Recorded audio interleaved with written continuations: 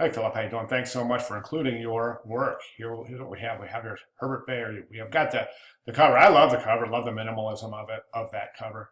Um, the one thing I think that you should really think about with your presentation is that number one is that we really have to take a look at the project specifications because we're looking for 12 pages here. Right now we have 2, 4, 6, 7, and 8. So you're missing 2 spreads.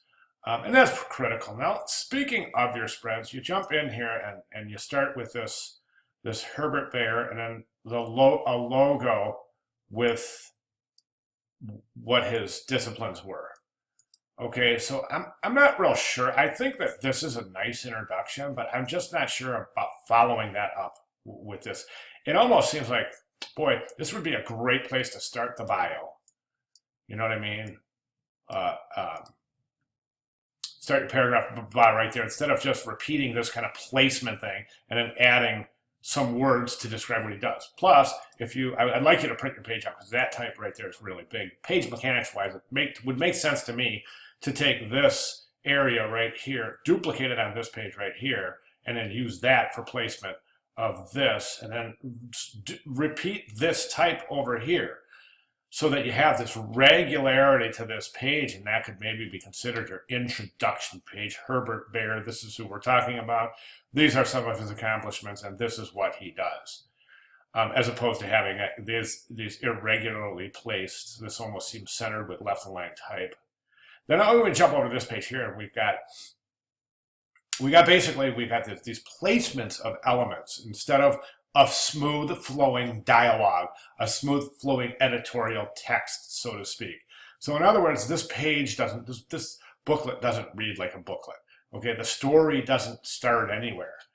Do you see what I'm saying? I mean, it's just a series of placed statements. So in other words, there's no bio here, there's no beginning, there's no middle, there's no this is what he's done, who he's done it for. Basically, you're just saying, okay, here's an image, here's this type, here's what he does. Let's go to the next plate. Here's a pull quote, and then the Bauhaus Manifesto.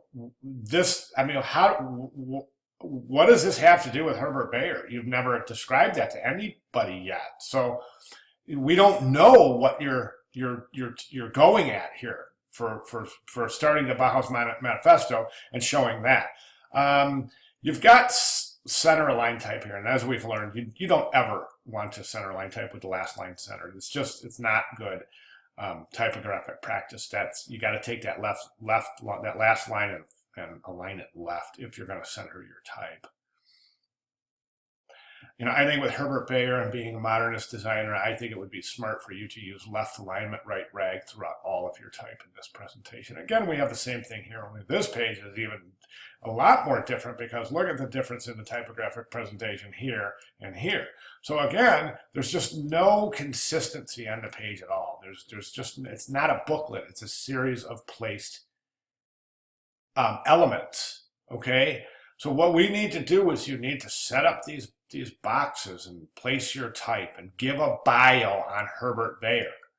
You know what I'm saying? Give us information that we would like to see in a booklet, like to read about, and do so using typography. Don't do so using placed images. That's not how we want to communicate. We want to communicate using typography. I think this is wonderful type right here. What you've done right here is gorgeous. I love it. I just love this. This left page right here is absolutely spectacular. I really think it is. But from there, we just don't have that type of solid mechanics. We're kind of jumping around here. Left aligned over here, left aligned here, center aligned here, center placement here. Center align, huge kerning here, huge leading here, little tiny leading here, big, huge word spaces. Do you see what I'm saying? And then you have a placed signature. So I'd like to see more typography. I'd like to really see you do a lot of visual research to see how you can improve this. And I mean, I know I've given tons and tons of video. So if you want to go back in some of the weeks and take a look at some of your videos that were prepared for your classmates, I think those will give you a lot of direction moving forward as well. Okay, but remember first and foremost that we need to, for this class, this is type and layout. So we really need to communicate using typography. I will say one thing though, you're using good use of white space. You're not afraid of white space on the page, and that's really, really a good sign. Okay. All right. If I can clarify anything or if you have any questions or comments, please feel free to get with me. All right. Thanks very much, Philip.